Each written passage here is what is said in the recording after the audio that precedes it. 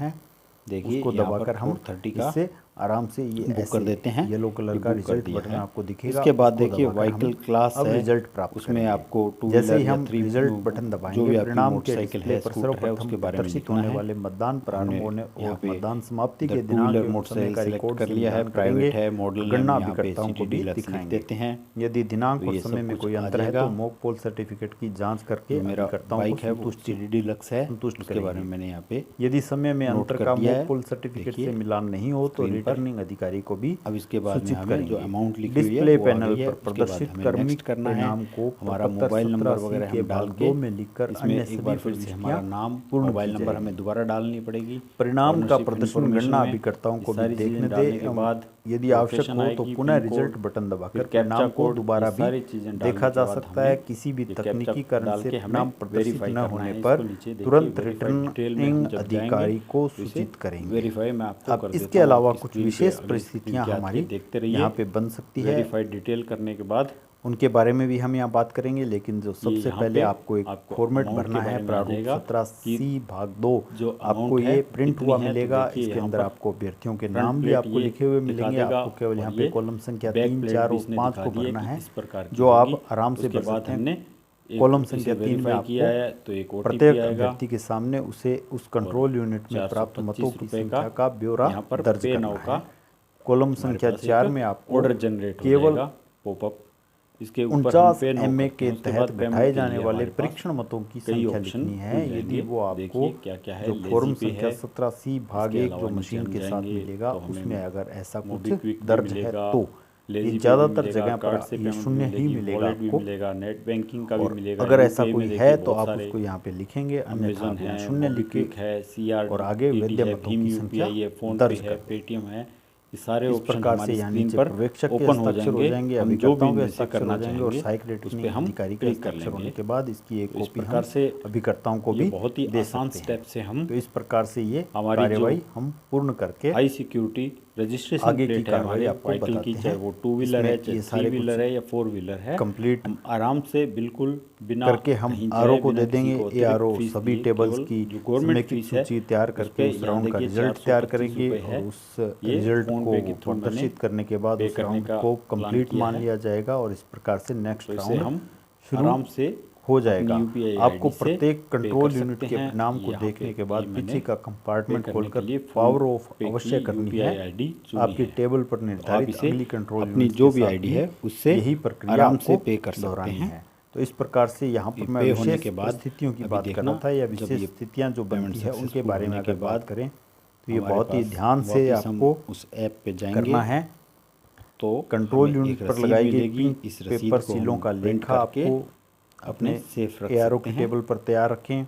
मतदान दलों इसे को दी गई प्रिंट पेपर करके सीलों इत्यादि आराम का से हम लेखा, तो ये या सब सेव एआरओ करके के लिए है। अपनी पीठासीन PDF अधिकारी की फाइल के डायरी, रूप में इसे पीठासीन सेव अधिकारी करके की हम रिपोर्ट, अपने मोबाइल में मतदान सेव रख केंद्रों वार सकते हैं। आवंटित और जिस ईवीएम दिन वीवीपैट का आपका रजिस्टर, बदली गई जो मशीनों का स्लॉट विवरण, बुक ये हुआ है सब उस दिन आपको ये एआरओ की टेबल पर रसीद तैयार आपको रखने के वहाँ लिए पर बोला गया दिखानी है। पड़ेगी, जहाँ पे आप इसके अलावा बुक करोगे कंट्रोल स्लॉट। यूनिट की और इस कैरिंग केस प्रकार पर से आप एड्रेस टैग ये नहीं नंबर है या प्लेट वहाँ सील से क्षतिग्रस्त है तो कैरिंग केस को खोलकर सीयू की अन्य सीलों की जांच की जाएगी। सीयू की paper, pink paper seal, green pepper seal सब ठीक है तो आगे बढ़ेंगे, और pink paper seal, green pepper seal क्षतिग्रस्त है तो मतपत्र लेखा फॉर्म 17C पार्ट 1 एवं पेपर सीलों के लेखे से मिलान की जाएगी। मिलान हो जाता है तो फिर आगे बढ़ेंगे, मिलान नहीं होता है तो कंट्रोल यूनिट के रिजल्ट खंड को खोलकर स्पेशल टैग की जांच करेंगे। स्पेशल टैग ठीक है तो आगे बढ़ेंगे, अन्यथा विवरण आयोग को प्रेषित कर दिया जाना है। इसके अलावा कंट्रोल यूनिट की आईडी का मतपत्र लेखा फॉर्म 17C पार्ट 1 से मिलान नहीं होता है तो ईवीएम इश्यू रजिस्टर से मिलान किया जाएगा। ईवीएम रिप्लेसमेंट रिपोर्ट्स में जांच करें, यदि मिलान हो जाता है तो आगे बढ़ें, अन्यथा विवरण आयोग को प्रेषित कर दिया जाएगा।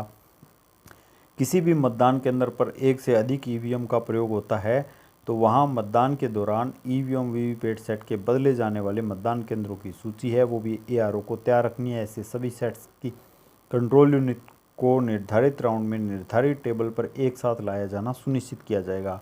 ऐसी सभी कंट्रोल यूनिट से मतों की गणना का परिणाम अलग अलग प्रपत्र 17C भाग 2 में तैयार किया जाना है और उसका समेकित परिणाम भी एक और प्रपत्र में तैयार किया जाएगा। अब मतगणना कर्मियों के सामने 3 विशेष परिस्थितियां आती है। एक तो उसमें आता है नॉन डिस्प्ले ऑफ रिजल्ट। मान लो आप रिजल्ट बटन दबाते हो तो रिजल्ट का जो उसकी स्क्रीन है कंट्रोल यूनिट की, उस पर कुछ भी प्रदर्शित नहीं होता है। और एक होता है non closure of close button की, अगर उस समय मतदान अधिकारियों ने क्लोज बटन नहीं दबाया है। और तीसरा है इम्प्रॉपर मॉक पोल, यानी मॉक पोल सही तरीके से नहीं करवाया गया है, मॉक पोल इसमें से क्लियर नहीं किया गया है। तो ये 3 परिस्थितियाँ आती है, इनमें आपको क्या करना है। यदि सीयू के डिस्प्ले पर कोई एरर मैसेज का डिस्प्ले आता है या कोई भी डिस्प्ले नहीं आता है या अधूरा डिस्प्ले आता है तो ऐसी सीयू को अलग कर दिया जाएगा। यदि कोई डिस्प्ले नहीं है तो नई बैटरी लगा कर देखें। यदि नई बैटरी से भी डिस्प्ले नहीं आता है या एरर मैसेज डिस्प्ले होता है तो ऐसी सभी कंट्रोल यूनिट को आरओ महोदय की अभिरक्षा में अलग से रख दें। शेष मतगणना यथावत चलने दें। उस टेबल पर मतगणना नहीं होगी, बाकी मतगणना चलती रहेगी। ऐसी सभी यूनिट्स के लिए अंतिम राउंड के पश्चात वीवीपैट पर्चियों से गणना की जाएगी। इस संबंध में निम्न प्रपत्र में एक रिपोर्ट सीईओ के माध्यम से आयोग को भिजवाई जाएगी। ये उनका कार्य है, एआरओ महोदय का, वो करवा लेंगे। मतगणना कार्मिकों को इसमें केवल एआरओ को सूचना देनी है और वापस जो कंट्रोल यूनिट है वो वापस सौंप देनी है। अब बात करते हैं non closure of close button. ऐसी यूनिट रिजल्ट बटन दबाने पर इनवैलिड डिस्प्ले करेगी।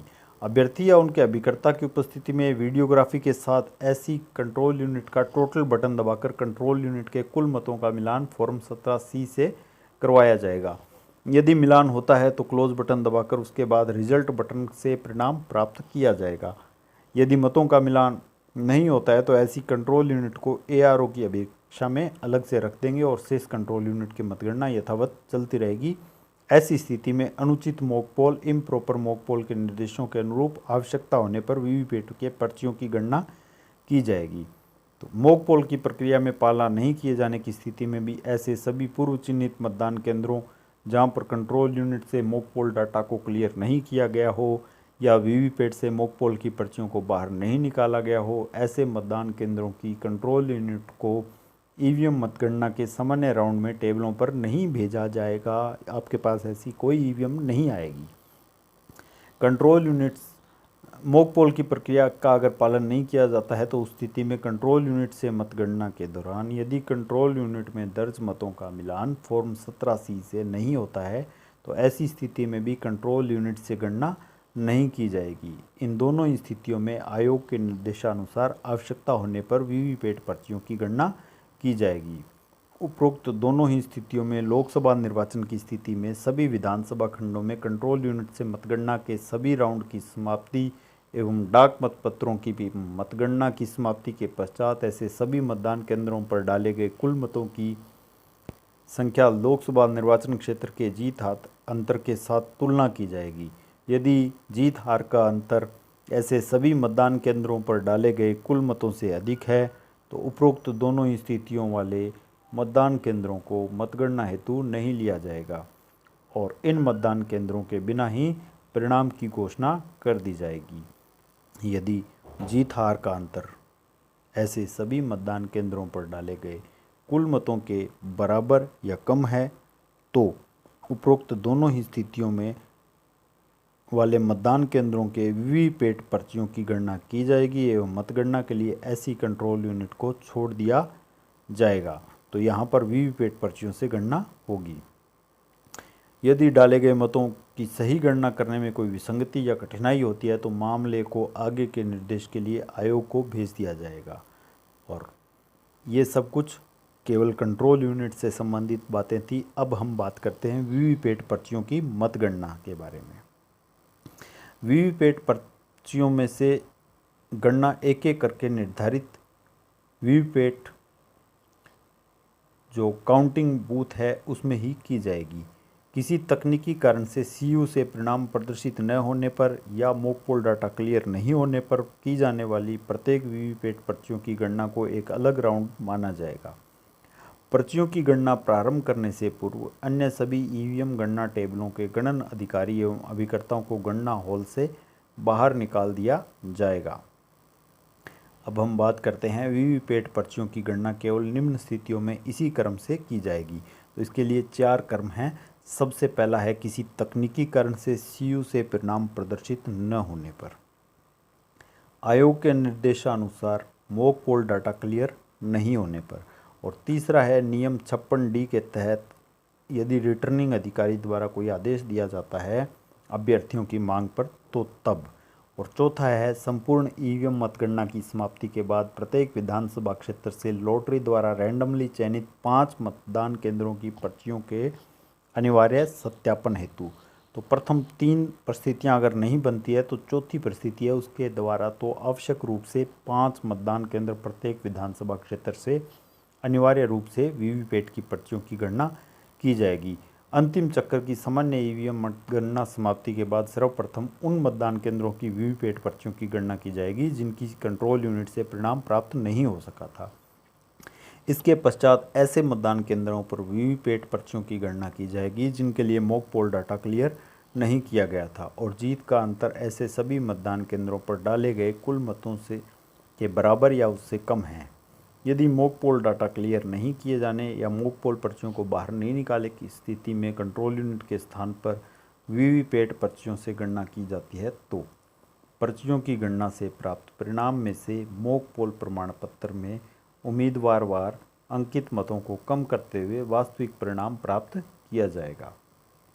तीसरे क्रम पर नियम 56D के तहत आरओ द्वारा स्पीकिंग आदेश के तहत मतगणना यदि कोई हो तो इस पर संबंध में निम्न प्रपत्र में रिपोर्ट सीईओ के माध्यम से आयोग को भिजवाई जाएगी, सीईओ के माध्यम से भेज दी जाएगी।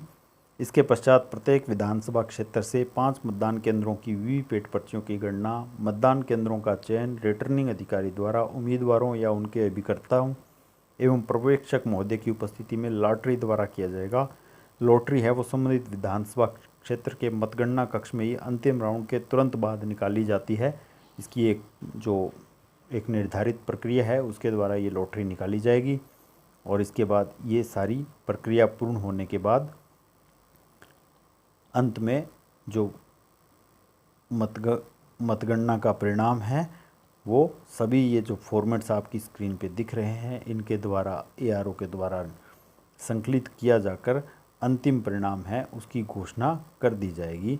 इसके बीच में जो कुछ बातें हैं वो आपको नेक्स्ट वीडियो में मिलेगी जिनका संबंध कुछ अन्य चीज़ों से है और एक अगला वीडियो आपको डाक मतपत्रों की गणना से भी संबंधित मिलेगा। तो इस प्रकार कुल जो रिजल्ट की घोषणा है वो सभी राउंडों की मतगणना पूरी होने के बाद एआरओ के द्वारा पूरा रिजल्ट प्रमाणित होने के बाद उनकी कंसोलिडेट सूची बनाने के बाद अंतिम परिणाम की घोषणा की जाती है विधिवत रूप से। तो उम्मीद करता हूँ आपको इस वीडियो में ये सारी बातें अच्छे से समझ में आ गई होंगी। वीडियो पूरा देखने के लिए धन्यवाद।